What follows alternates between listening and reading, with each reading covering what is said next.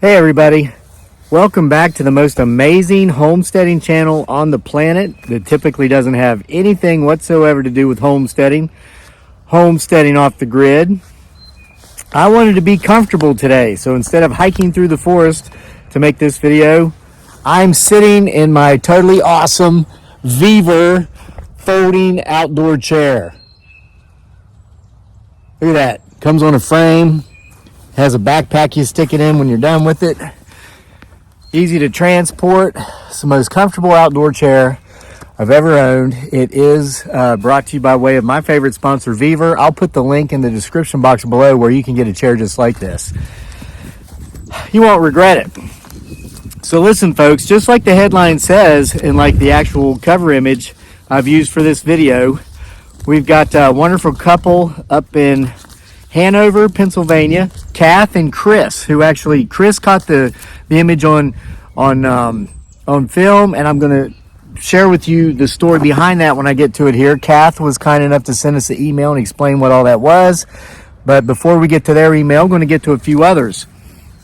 We've got one from Debbie in Illinois. Folks, it's still happening, and listen, it's bright and it's sunny here where I am today. It is a little chilly, hence the coat, but we're expecting up to 10 inches of snow tomorrow.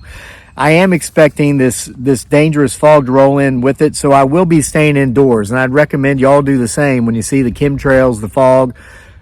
We don't know what's in it yet. Nobody's saying. Some independent researchers are coming out and saying, but it's not been confirmed by the government agencies. Not that we trust them anyway, or heck, if we wait around for them to tell us what it is, I think we'll all be gone. Won't no one be left to be told what it is? So just be careful. Here's an email from Debbie in Illinois. Kevin, I just recently came across your site on YouTube and immediately subscribed. Finally, someone who knows I am not a conspiracy nut, like many of my friends try to imply. This goes back now to an older story, but it is still very important in my mind.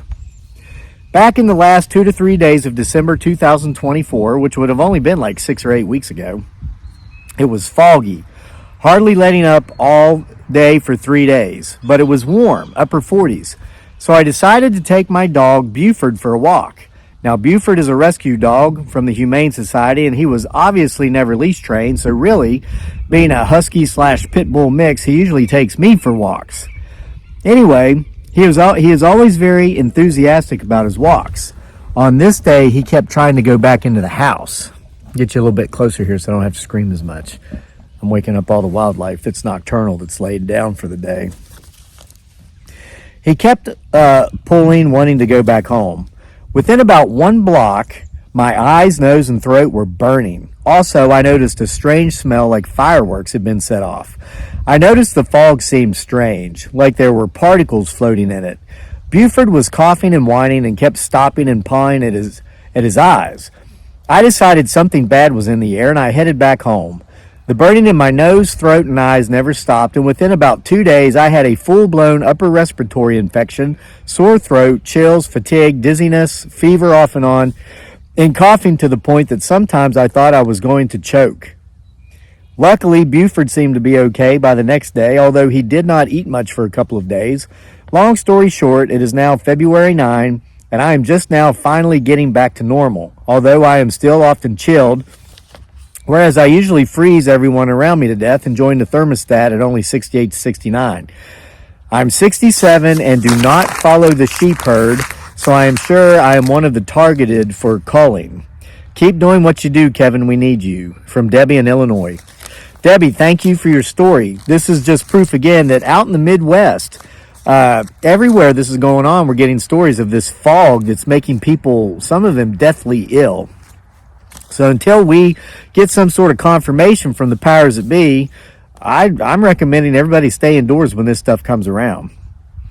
So now we get an email from Frankie. Frankie writes, Hey Kevin, after many weeks and a lot of thought, I've decided to send you my story. You have my permission to use it and read to your viewers and your family. My name is Frankie, and I'm a simple country girl from North Carolina. Beautiful state, Frankie. We just passed through there a couple days ago on our way back up from Key West. I've been a subscriber to your channel for about 6 months now, and I agree with so much of the subjects and experiences you talk about. Anyway, I was sitting on the back porch smoking a cigarette and just looking out into the woods, Out of nowhere, a very loud rocket taking off sound appeared as if it was on top of my house. I jumped up and looked out from under the roof and saw nothing. The sound was also gone that quick. So it sounded like a rocket getting ready to take off for just a few seconds, and as quickly as it came, it's gone. I was a little freaked out and confused. A day or two later, you posted that video about your guy/friend asking if any of your viewers have mentioned that similar sound. If you remember, this was a top clearance, high-ranking government official that asked me this. I knew then I didn't imagine it. At least my experience wasn't in my head. Thank you so much for teaching me what to look for and what not to believe. Many prayers and blessings to you and your family. Frankie. Frankie, thank you for your email. Folks, if you have an odd story, anything that has anything to do with the unexplainable, be it something supernatural, paranormal, cryptic or cryptid, such as Bigfoot, Sasquatch, Mothman, the Ohio Grassman, Loch Ness Monster, any of this stuff, aliens, UFOs, abductions, orbs, drones, killer fogs, you can email this channel. Send those stories to this channel. The email address is crazylake@mail.com. Please give us permission to use your story. Also, let us know if you want your name mentioned or if you want to remain anonymous. We will do either upon your request. Okay? Now, to the meat and potatoes of this video, at least the part that's referenced in the title and the cover image. This comes from Kath Wolf. Kath writes, my husband Chris heard the medical helicopter and went outside to get a picture of it. He snapped 2 pictures of it. One with a helicopter, a bird, and a UFO. The next picture has the helicopter and the bird only. He said the helicopter circled around. There is no reason for that because we live about 3/4 of a mile to a mile from the hospital. He was flying to it. The pictures are what he enlarged to see it. They were loaded out of order. This is the order in which she sent them to me. You can use this if you want. We're okay with that. This was July 6, 2023, Hanover, Pennsylvania.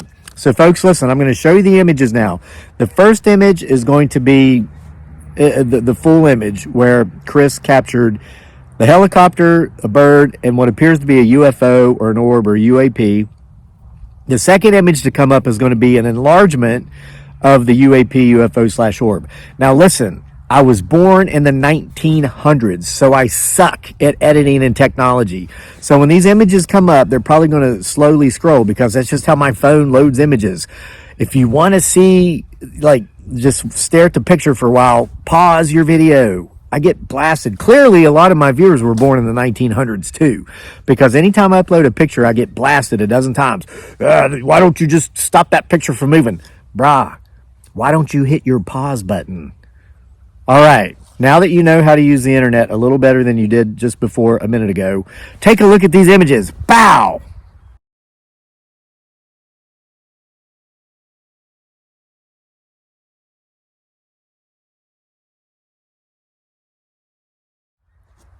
And yes, I do that with my hand, so when I'm editing, I know when to cut and slice and put the pictures in. All right, so Kath, thank you and your husband Chris for sending that. Guys, they say the proof is in the pudding. I mean, what more evidence do you need than picture evidence? And that from Pennsylvania, okay? All right, here's an email from Lawrence Blundell, or Blundell. Hope I didn't crucify your name too much, Lawrence. Lawrence writes, hey, Kevin, just a thought. I'd give you permission to mention my name for this email and my last name, and the last one, last email. He sent me 2, okay? I also had a strange sighting when I was younger, around 1972 or 1973. And here we are, folks, back on that theme. How many stories did people come to us with?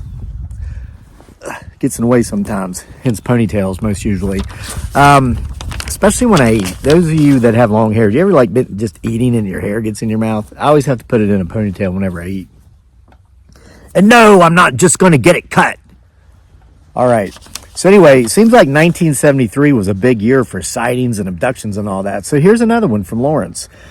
Lawrence continues, I was living in a block of flats in London on the 4th floor, and out my window I saw a large orange orb come down and stop, basically level with me about 100 meters away. What happened next was 4 or 5 other orbs came out of the larger one, and they went in different directions, and that was that. Never seen anything like that since, but I'll always remember it. Now we've more recently seen these orbs in the sky, it seems to make more sense to me now. Many thanks and best regards, Lawrence. And Lawrence also wrote in a separate email, he says, just a short email from the UK to let you know we love your channel. Whenever you're on TV, my little dog barks at you. We've got other members whose pets love my show. Like their dog will actually go through like detox tremors until they play one of my videos. And then the dog sits on the couch and watches my videos. It's crazy. Lawrence continues, and to let you know that we have hachu here, and now we are being told that the UK is on red alert for a new unknown virus that is new here also. Keep up the good work and love to you and your family, Lawrence. Folks, I'm telling you, I call him as I see him, and I typically see him. Listen, I see him the same way most of you folks who watch this channel see it.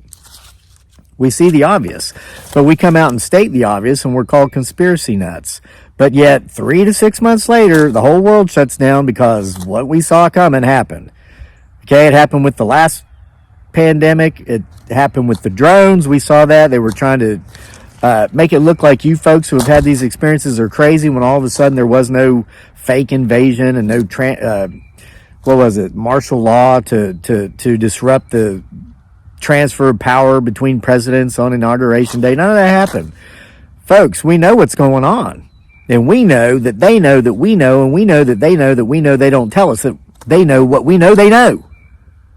It's that simple. Continuing with an email from Albert K. Okay?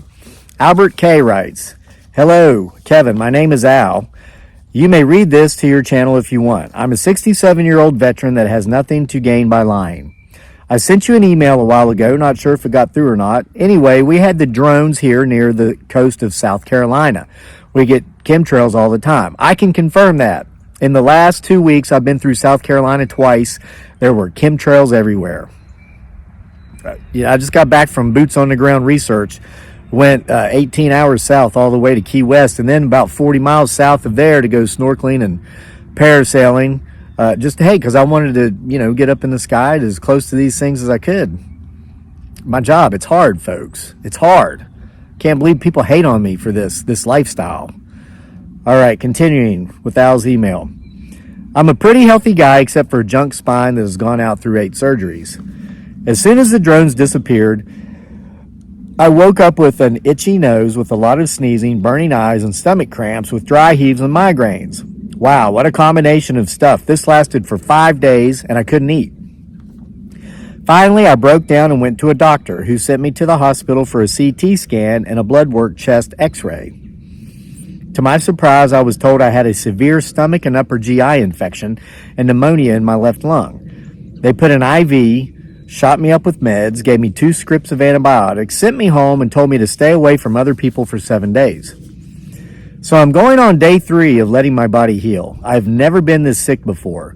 So I know the gut thing wasn't from something I ate because my gal ate the same stuff I ate. Could I have gotten this from the air? My gal didn't have this problem, nor anyone I was around.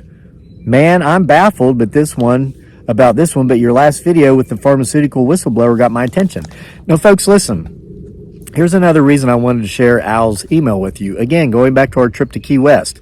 After being heavily inundated with the chemtrails in northern Florida in particular, going down to Key West, for 2 days, I thought I had a stomach virus. Like, I was cramping, I had diarrhea. I mean, not trying to be gross, just being honest. I was fatigued, I had muscle aches, and I actually spent one afternoon in bed sleeping while my wife and son were out and about enjoying Key West. They were exposed to it too, and we all ate the exact same, same restaurants, same foods. We tried each other's food, that's what we're like, oh, mine's good, try this, I'll try theirs. They never got sick. So, Al, I can relate to what's going on here, and it's interesting that you mentioned you're a veteran, because I've stated in other videos that I do believe we are among the targeted groups that they're trying to unalive, because we are highly trained, highly skilled, we know how to fight, and we know how to lead. Who better to organize and lead a resistance? Veterans. Well, hey, better get us out of the way, right? So I do think we've had compromised immune systems. I know I do from the burn pits in Iraq. Somebody commented they'd never heard of such a thing, enlightened them. Hey, Google it, okay? And I'm not trying to be disrespectful. Yeah, it's a serious deal, and it's messed up our immune systems. And if I go to places like last winter in the Philippines, we spent 5 months in the Philippines. I used to live there with no problems, but now all these years later, I ended up in a medical facility 3 times over there in 5 months. It's like my body's breaking down, my immune system's breaking down, despite the fact that I exercise near daily, eat healthy, don't abuse substances. If you saw any beer cans there on the ground while I was showing you this chair earlier, those are from last night. It's not yet noon, though it probably is somewhere. Hey, I partake, but in, what would you call it? Recreational amounts. Okay, I like a cold one after a hard day's work. So anyway, continuing with Al's email. Okay, he says, I also want to say that my late father was in World War II in Korea. Oh, that would make you an even more interesting targeted individual, Albert. Not only are you trained and skilled, but you come from a long line of trained and skilled people. He was a Navy pilot. He told me once about seeing Foo Fighters, but had no opinion as to what they were. Wow, you come from a long line of people who have seen what they're not supposed to see, Al. I believed him because he didn't joke about things like that. I'm a second-generation Navy, and I want to say to you and all veterans, thank you for putting your life on the line so others may get to enjoy freedom, and may the Almighty protect you and your family, Kevin. Keep kicking that door and keep putting the stories out there because no one else does what you do. I put the new word in the comments and didn't go to YouTube jail. Just call it, he calls it bird sneezing. Says you'll be fine. I prefer caw-caw-caw-hachoo because I made that one up. Thanks for what you do. A lot of people appreciate it. Al. Thank you, Al. So we got a couple more here. So at this point, oh my gosh, this chair. It's so awesome. It sits up so high. I can swing, just lift my feet up. At this point, I'm going to mention that this video is also brought to you in part by my novel, From the Graves of Babes. That's me.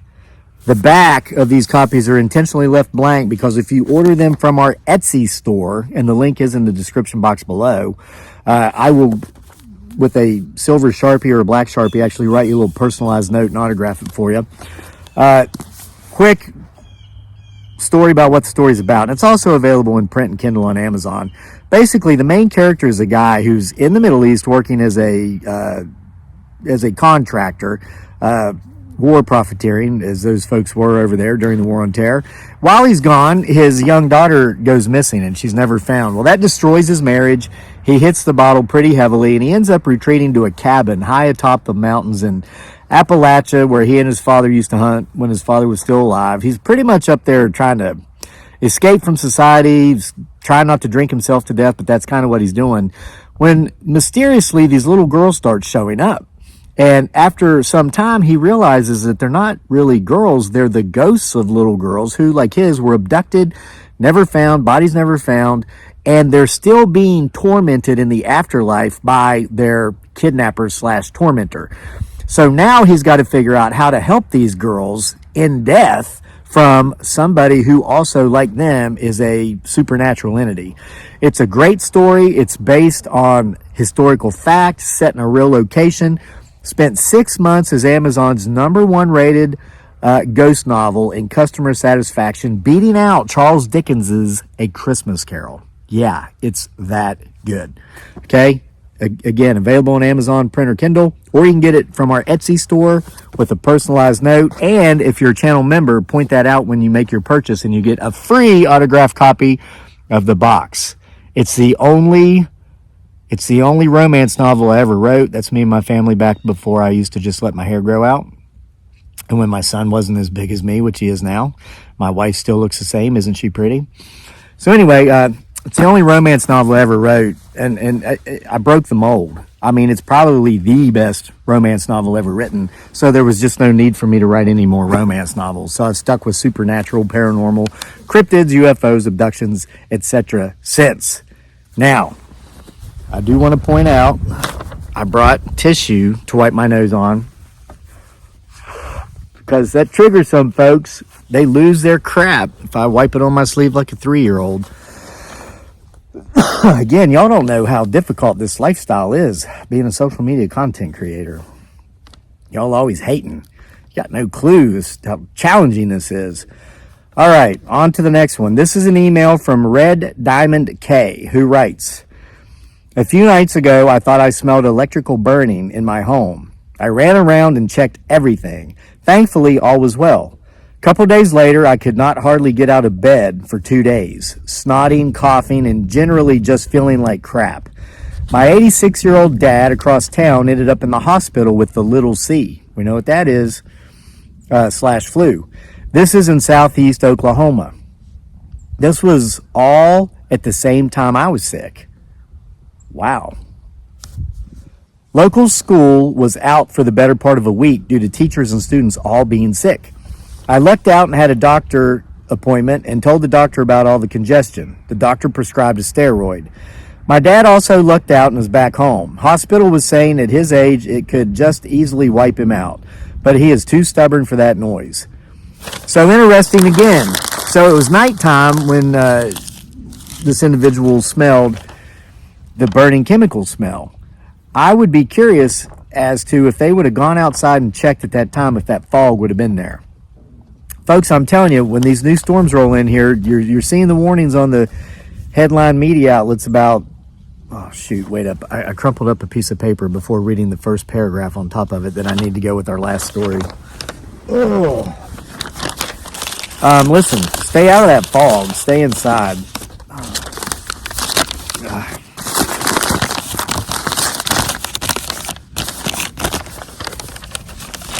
All right. This is Brenda from Illinois. Didn't we read one from Brenda from Illinois in the beginning? Did I get the right paper? Yes. Okay. So she sent us another email. These were several days apart. Still playing catch up on the emails y'all sent while I was down there doing my due diligence and all that hard work in regard to this concept down there at Key West. I'm almost caught up on those emails. So this was one that was on the pile. Brenda in Illinois writes, my name is Brenda and I live in Iowa. All right, I guess I made a typo. This is from Brenda in Iowa, not Brenda in Illinois. We have two Brendas from two different states, two different stories, but both those states start with the letter I.